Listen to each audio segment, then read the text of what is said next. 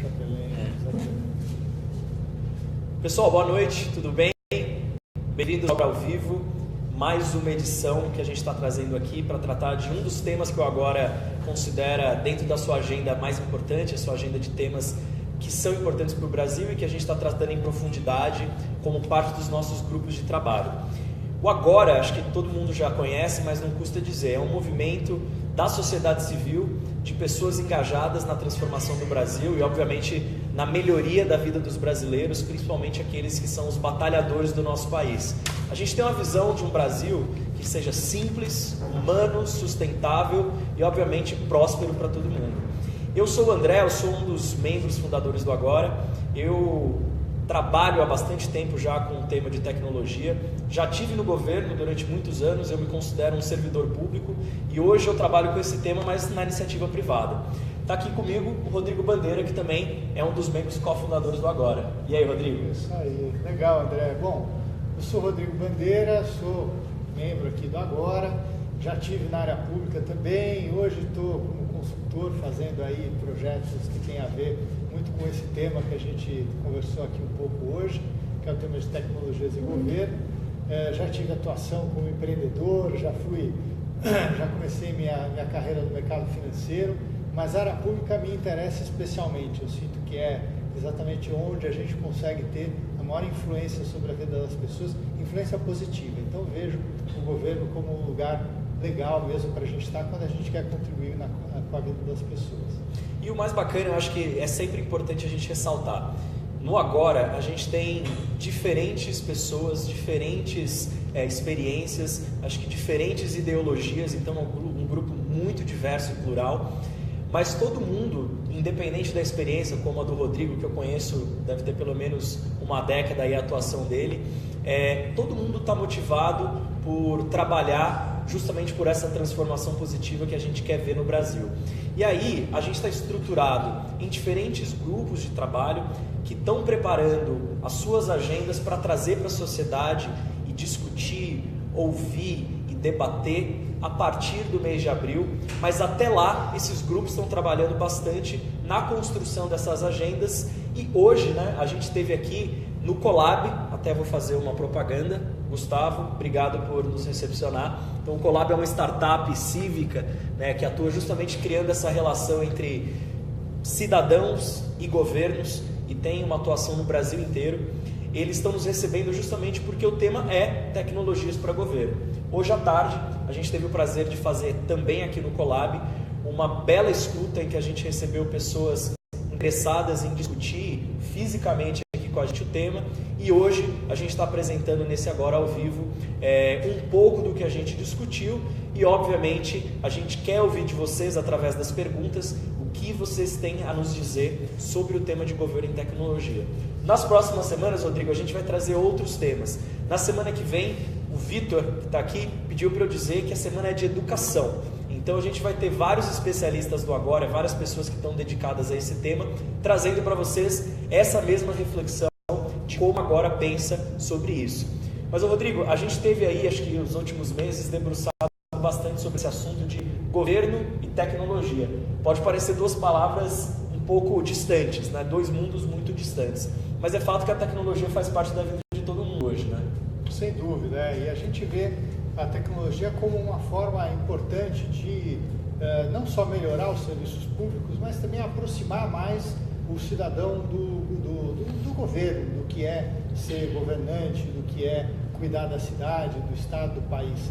E isso é uma promessa que ainda não se manifestou plenamente como poderia, E a gente quer muito poder explorar e chegar em boas ideias e influir com ideias, com possibilidades, esses novos políticos que vão assumir aí a partir do ano que vem e durante essas eleições aí de 2018. Tem muita coisa para fazer e a gente está bem animado com a possibilidade de poder influir nesse processo. Bom, falando na interação com eles, a gente já tem algumas perguntas aqui. Boa, vamos lá. Vamos lá? Tem o Jonatas Bernardo, que está perguntando aqui para a gente como a tecnologia poderia ser utilizada para ampliar a participação popular nas discussões políticas no Congresso Nacional e assim serem ouvidos, os cidadãos serem ouvidos e atendidos nos seus anseios. E aí, Rodrigo? Pois é, então, aqui a gente estava ouvindo algumas, a gente teve até aqui como é que chama? A gente ouviu aqui uma novidade que vocês vão ter daqui a pouquinho, mas a gente não pode revelar, mas o Colab está com uma coisa nesse sentido e vai poder ajudar aqui essas pessoas que querem justamente influir no que está acontecendo no Congresso Nacional, nas Assembleias Legislativas e nas câmaras municipais. É muito importante atuar aí, viu? A gente às vezes acha que quem manda só é quem está no Executivo, mas quem está no Legislativo, quem cria as leis, tem muita influência e consegue ajudar muito a gente nas coisas que a gente precisa. E eu acho que tem um ponto legal, né? Acho que esse pilar, né, da participação de tecnologias cívicas é uma das frentes que a gente está trabalhando como uma das mais importantes aqui no Agora. E a gente sempre discute sobre, quando esse assunto vem à tona, né, Rodrigo, a importância da gente tentar combinar os mecanismos, né, e as instâncias, os lugares que já existem para discutir isso no meio físico, né, os conselhos, a participação cidadã próxima, né, das assembleias e das câmaras, mas também aliar isso à tecnologia, porque a tecnologia nunca esteve tão disponível, né? É muito legal a gente pensar que, acho que nunca antes na história do país a gente teve tanta gente conectada. Ainda existe um desafio de conexão, mas é fato que dos 208 milhões de brasileiros, a gente tem uma parte muito significativa que já consegue acessar diversos serviços digitais e usar, principalmente através da internet, a tecnologia a favor da facilitação das suas vidas. Por que a gente ainda não conseguiu avançar tanto no uso dessa tecnologia para facilitar a relação entre cidadão e o seu representante? E é aí que a gente acredita que tem um ponto, talvez uma grande oportunidade para a gente explorar, e o Rodrigo é um dos principais especialistas que a gente tem no Agora, tratando desse tema. Imagina, acho que o importante aqui tem um ponto que eu sempre gosto de lembrar, né? Quando a gente fala que são 60% dos brasileiros que usam a internet todo dia por meio de telefone celular, né? Meio mobile. E daí as pessoas às vezes falam assim, puxa, mas só 60% e os outros 40%, né? Parece que não é tão inclusivo assim. E daí eu pergunto assim, escuta gente, quantos de nós leem jornal de boa qualidade todo dia? Quantos de nós participam de conversas com os amigos e de forma profunda e bem informada?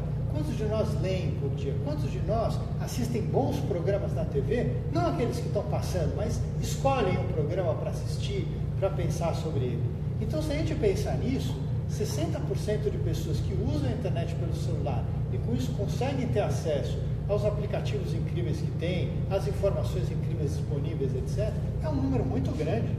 Então, assim, o que a gente pode conseguir já com o que nós temos de pessoas usando a internet no Brasil e que podem dizer quais são suas vontades, quais são suas necessidades, o que querem ver melhorado, e também podem atuar como fiscais, podem atuar como pessoas que estão prestando atenção, que estão olhando, que estão entendendo aquilo que está acontecendo na cidade, e a gente não precisar mais ficar com polícias, com pessoas que estão vigiando a nossa cidade, e poder ter nós mesmos, cidadãos, pessoas que cuidam da cidade, que dizem, olha, escuta, isso aqui está acontecendo, isso não é legal, etc. E eu gosto muito, né? Eu costumo conversar bastante com diferentes especialistas que eles falam que uma das coisas mais impressionantes que a gente tem na internet, né, é justamente a capacidade de cada um se tornar autor e publicar as suas próprias impressões e trazer as suas próprias reflexões sobre um determinado tema. Então, principalmente a partir, né, dessa premissa de que todos nós somos criadores, né, de percepção e de opinião, e aí à medida que isso se torna qualificado, essa participação, essa aproximação entre cidadão e governo também tende a melhorar, né? Porque talvez os mecanismos, né, que estão surgindo, e aí usando muitas tecnologias avançadas como machine learning, né, aprendizado de máquina, processamento de linguagem natural, em grande escala, eles vão fazer com que simplesmente o dizer sim ou não fique uma coisa muito simples, né? E aí a participação ela vai realmente se qualificar. Mas para isso acontecer, a gente precisa ter os meios, né? A gente precisa ter os meios e a gente precisa ter a vontade. A vontade política, eu acho que conversa muito com o que o Rodrigo falou. A representação precisa querer que os seus representados conversem e dialoguem de maneira direta. Por isso, o Agora considera tão importante essa pauta da renovação política com qualidade. E aí eu acho que conversa diretamente com esse tema de como a gente aproxima cidadãos e representantes. Pois é, e às vezes eu fico pensando, né, André, a gente tem nas redes sociais, né, as pessoas tão frustradas, né, e precisando falar das suas vontades, e falando como é difícil aquilo que elas estão percebendo, como elas estão revoltadas, como elas estão chateadas, etc. E isso mostra para a gente, para mim, eu tenho uma sensação de que há muita energia aí. Então, o que a gente acho que precisaria fazer e terá muito sucesso se conseguir é mobilizar essas energias para que as pessoas utilizem canais qualificados, possam se colocar de uma forma democrática. A gente não precisa gritar um com o outro, xingar um político, falar mal da classe política. Isso não vai resolver nada. Se a gente puder ter uma participação qualificada, poder dialogar, poder expor as nossas vontades, puder entender que tem gente que não pensa exatamente igual a gente, puder entender que às vezes a gente vai ter que ceder um pouco para conseguir aquilo que a gente precisa. Isso tudo vai permitir que a gente consiga aprimorar muito o nosso diálogo. E não é um diálogo só com os políticos, é entre nós mesmos. Porque quando a gente conversa sobre temas públicos, a gente não conversa necessariamente com o prefeito, com o governador, com os deputados e deputadas, a gente conversa entre nós, às vezes através deles, mas não necessariamente, pode ser entre nós mesmos. Entender o que é que a gente está percebendo, o que é que a gente está sentindo. Às vezes alguém vai dizer assim, pô, rapaz, não é por aí o caminho, né? Pensa bem, e se acontecer tal coisa? Você fala, é verdade, então não estava certo isso que eu estava pensando, né? E aí você melhora a sua forma de se colocar, e aí você aprimora a sua participação, e é isso que a gente precisa. Não adianta esperar que vai ter alguém que de repente vai saber tudo que a gente precisa, vai fazer tudo perfeitamente do jeito que a gente espera. Então os canais de participação para a gente, eles são lugares que a gente deseja, espera e gostaria muito que pudessem possibilitar essa participação qualificada, para a gente sair desse lugar, né, de vítima, de ai que difícil, que ruim. Muito mimimi às vezes. A gente tem que agir. Não é? Uma coisa de, pô, que legal, né? Se fosse, né? Que legal se fosse assim, né? E vamos junto, o que que precisa? Muito bom. Ó, eu vou mandar um abraço aqui pro André Tamura, que ele é um dos integrantes, um dos membros do Agora. Ele acabou de mandar uma mensagem aqui falando que está acompanhando a gente pelo live. Tamura, obrigado por toda a sua participação na construção desse assunto. Tamura está lá em Florianópolis.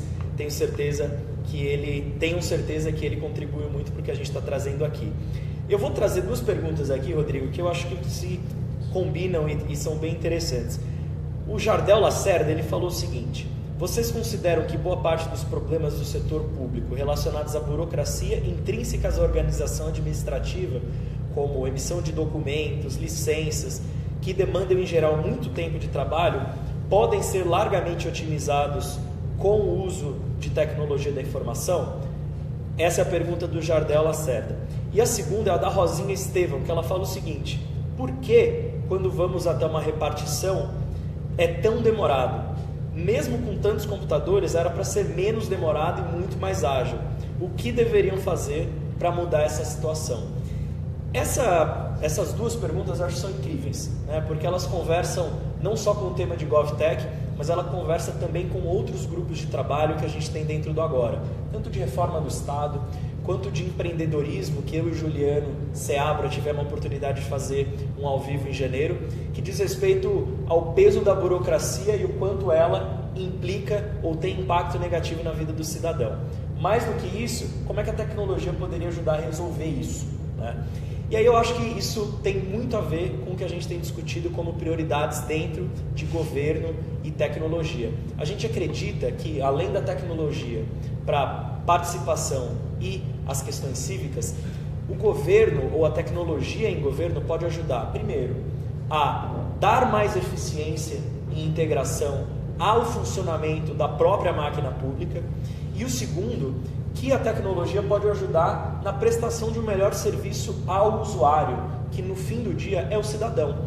Eu costumo brincar, Rodrigo, que todo mundo hoje em dia tem a expectativa de ter uma experiência com um serviço público igual à experiência que ele tem, por exemplo, usando o Google ou o Facebook ou qualquer aplicativo que é muito fácil e cuja experiência do usuário é quase infalível, né?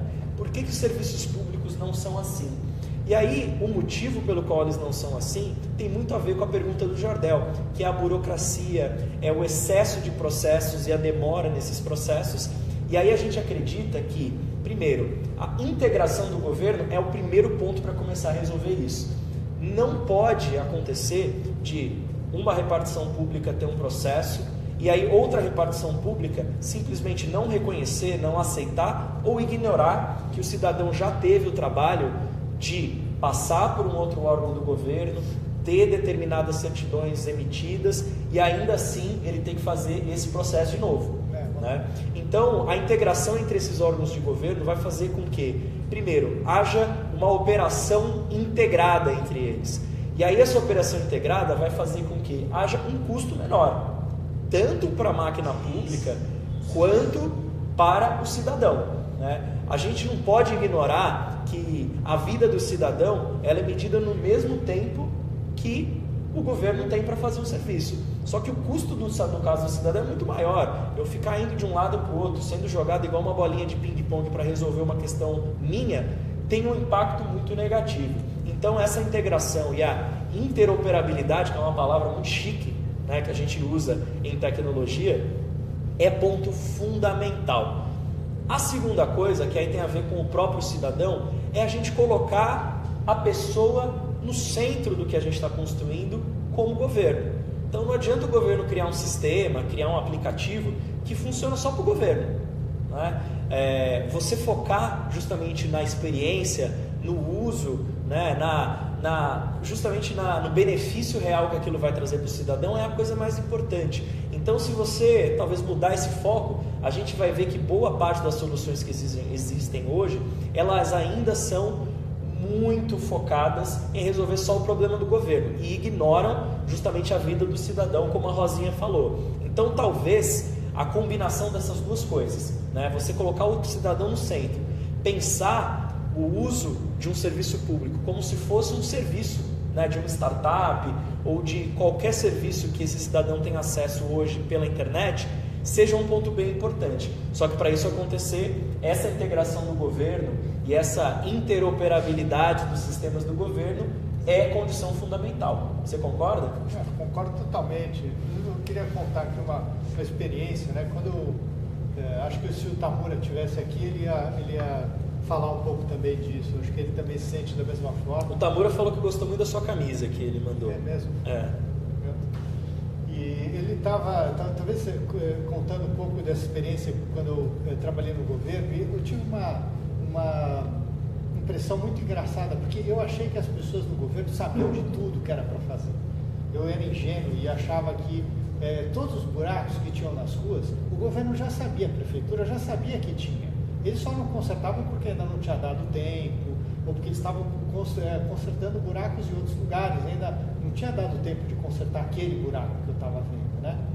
E eu cheguei com essa impressão e cheguei achando que as coisas eram assim para trabalhar no governo. Quando eu cheguei lá, descobri que eles não sabiam disso. Descobri que não havia diagnóstico, por exemplo. Eles não tinham uma fotografia. Cadê o mapa com todos os buracos que tem para consertar? Cadê o mapa com todas as árvores que tem para podar? Cadê o mapa com todas as escolas onde está faltando vaga? Cadê o mapa com todos os hospitais em que deveria ter um determinado tipo de equipamento e que não tinha ainda esse equipamento? Não havia isso.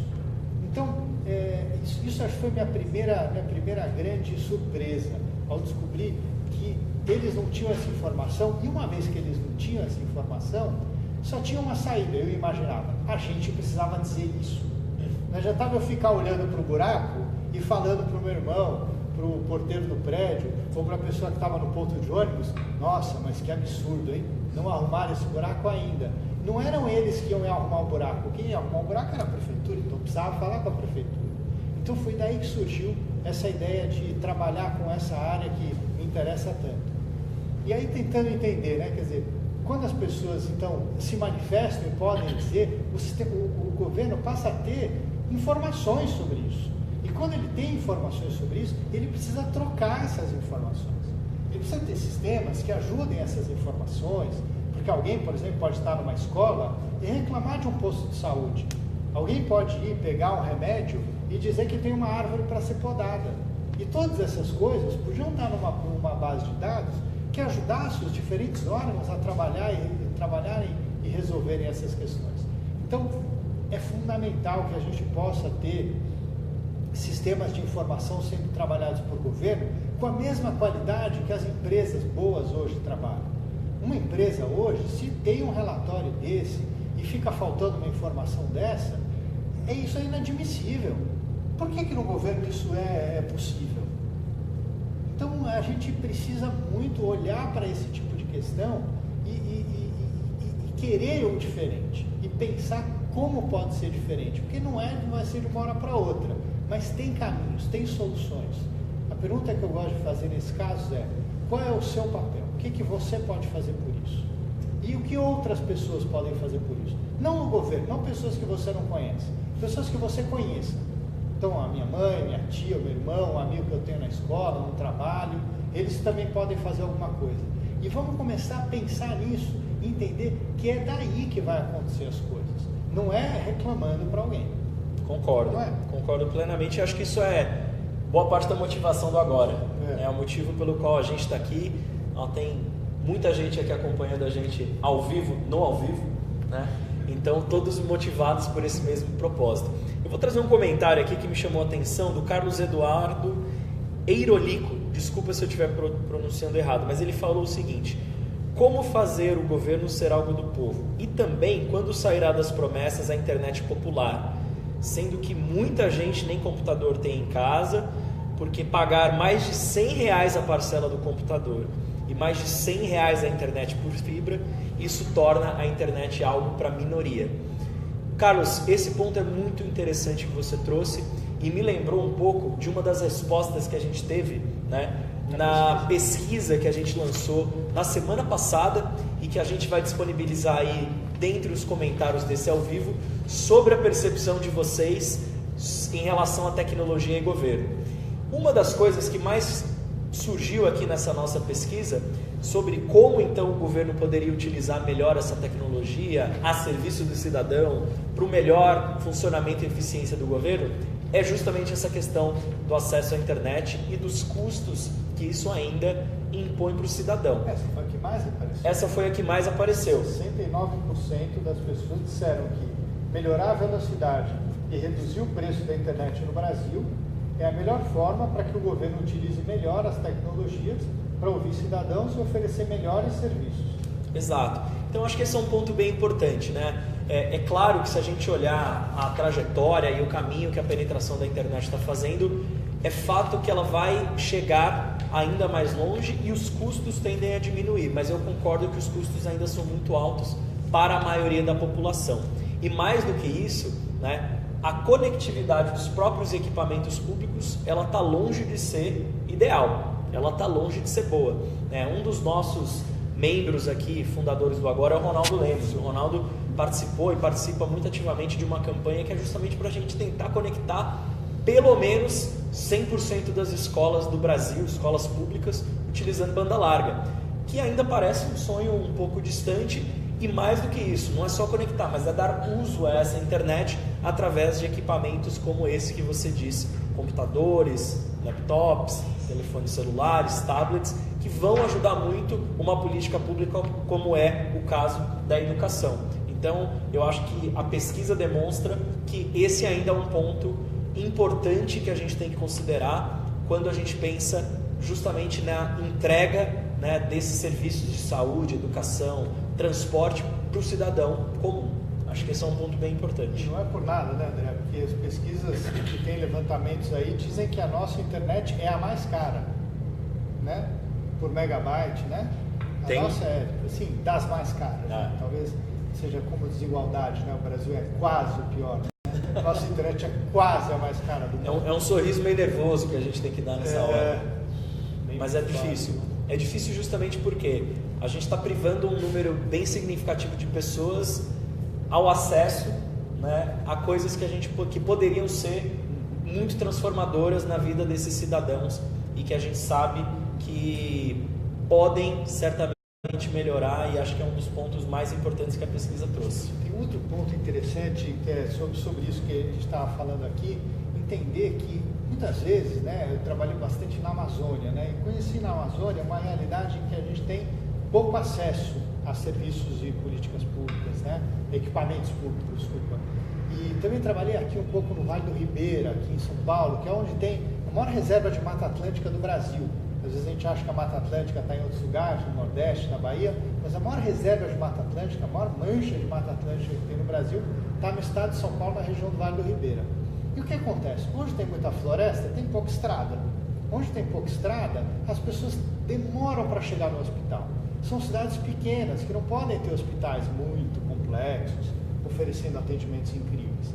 Então, nesse caso, a questão de hospital, ela na verdade tinha muito a ver com estrada. Então, se você tivesse uma boa estrada e que possibilitasse uma pessoa sair de uma cidade e chegar na cidade vizinha em meia hora, 40 minutos, uma hora, ele poderia usar aquele hospital de referência do município, o polo ali da região, e ter acesso àquele equipamento público. Não precisaria construir um outro equipamento. Assim funciona com a internet.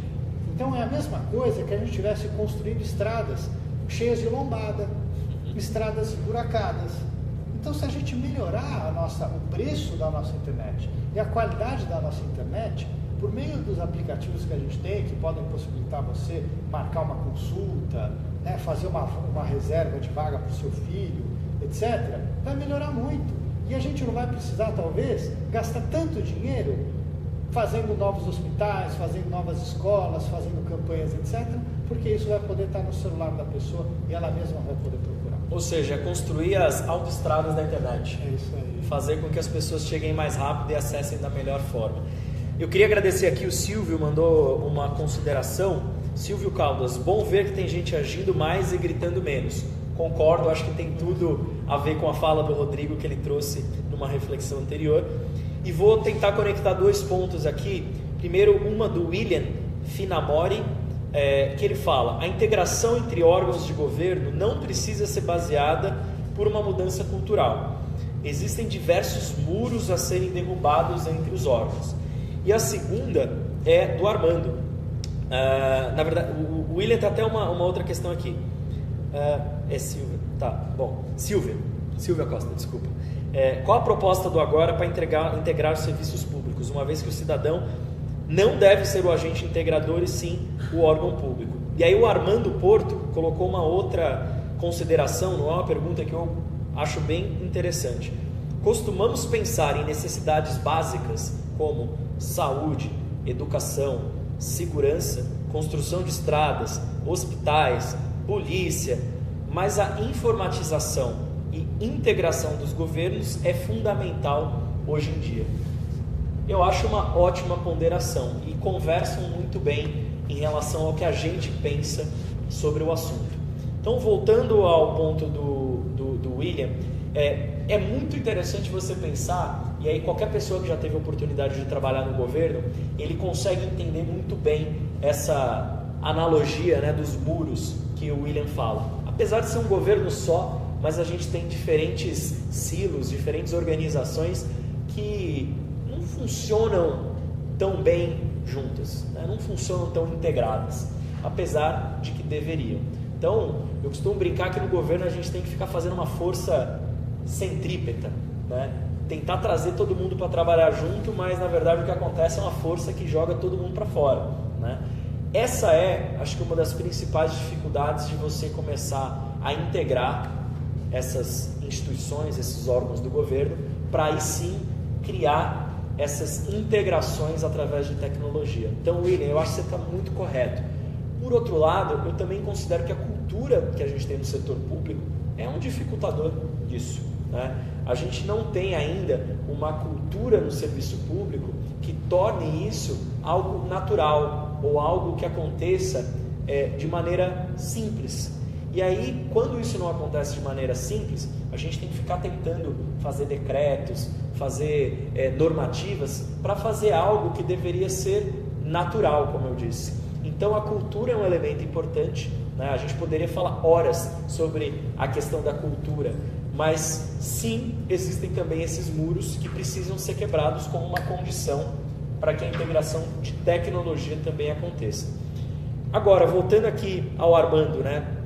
É interessante a gente pensar que saúde, educação, segurança pública são quase que direitos fundamentais que até a própria Constituição garante, né? Mas no nosso contexto atual, na modernidade que a gente vive, o acesso à tecnologia ou serviços dessas áreas que sejam conectados à tecnologia também passa a ser algo muito importante. Existe até gente que advoga, né, que defende que a internet deveria ser um bem público ou quase um direito universal, né? Justamente porque ela possibilita um acesso quase ilimitado, seja a conhecimento, seja a serviços, seja a prestação de serviços públicos. Então eu concordo bastante com essa colocação do Armando e acho que sim, a tecnologia tem esse papel hoje quando a gente pensa nos serviços públicos básicos que a própria Constituição garante. Claro, não, e vamos mais longe ainda. Eu acho que se a gente pensar que a internet como um bem, né, universal, te imaginar que o poder que tem uma pessoa que usa um celular e que tem esse celular na sua mão e que por meio dele manda informações, olha, vamos voltar só um pouquinho na coisa da integração. Para mim, integração se dá com base em pessoas e territórios. Eu não integro a Secretaria de Educação com a Secretaria de Saúde. O que integra esses dois órgãos são pessoas. Mas não só isso, elas se integram em função de pessoas. Elas se integram em função de um cidadão e se integram na lógica territorial. Então, quando a gente tem uma informação e digo, eu moro em determinado bairro, tenho um determinado CEP, o André mora em outro bairro, tem outro CEP, se nós estamos próximos e a gente pode dizer, olha, nós temos características comuns, nós temos questões comuns a respeito desse território, as políticas lá podem ser um pouco diferentes, podem ser de acordo com aquilo que a gente precisa. Então, não é porque todo mundo no Brasil acha que precisa ter mais estradas, que eu e o André também achamos que devemos ter mais estradas. Talvez a gente não tenha isso como prioridade. Então, as políticas, elas podem acontecer no micro-território.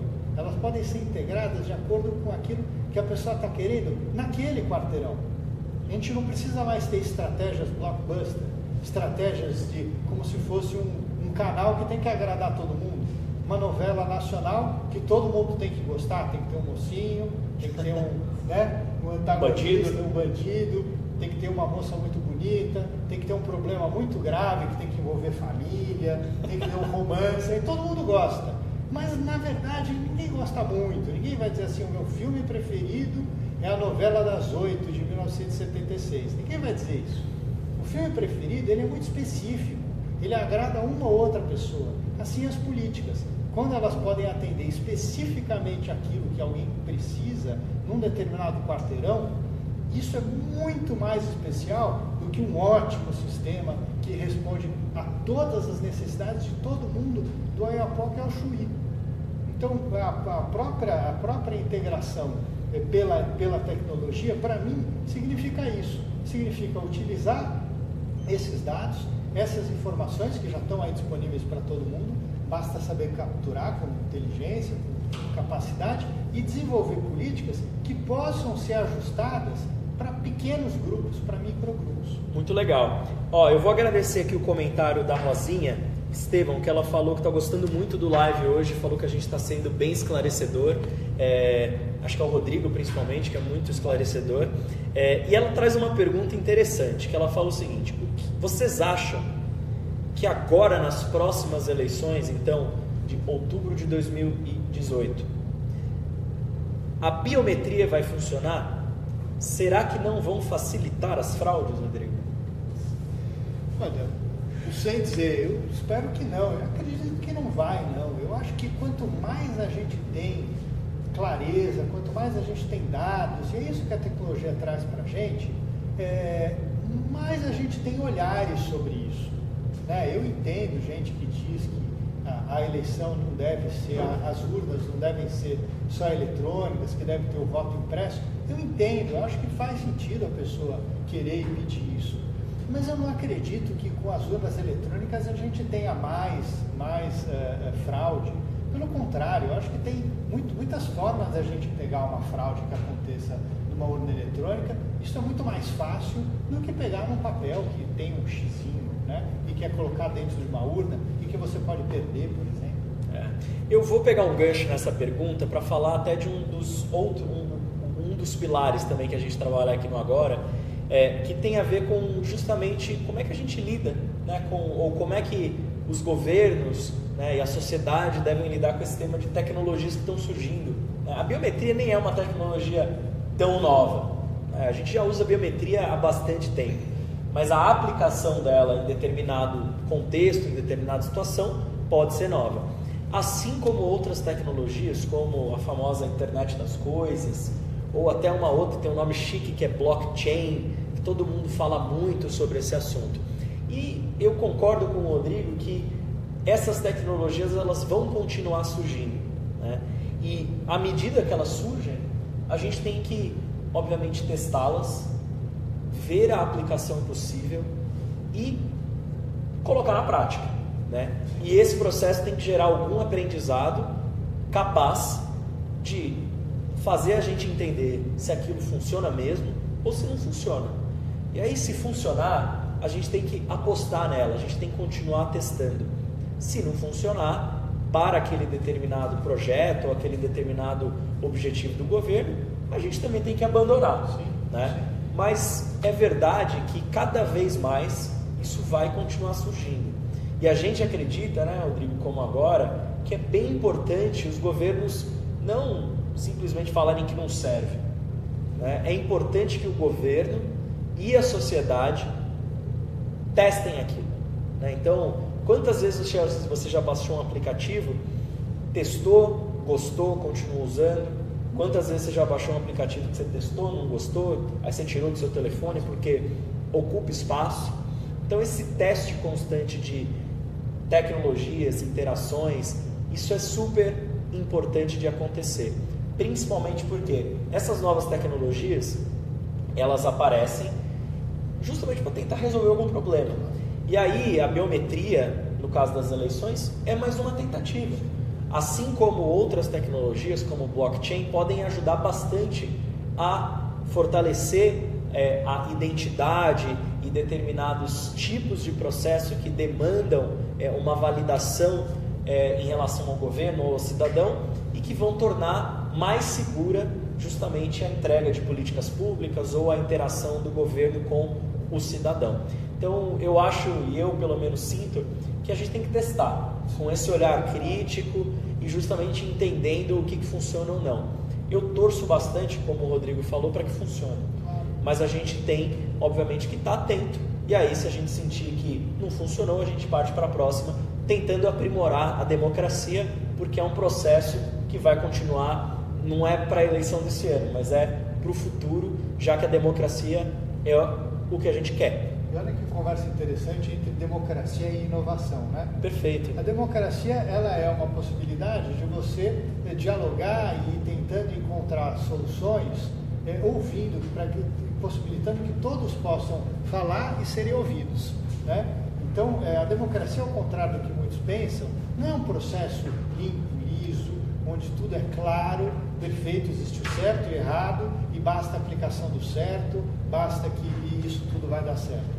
A democracia é um processo difícil, é um processo de nuances, é um processo onde um faz uma coisa, o outro faz outra coisa, os poderes se regulam, ora o legislativo faz uma coisa, o executivo se posiciona de um jeito, o judiciário faz uma outra coisa, e você fala, nossa, Ministério Público, e você diz, nossa, mas que absurdo, que confusão, e é assim mesmo, a democracia é assim, e a adoção de tecnologias também é assim.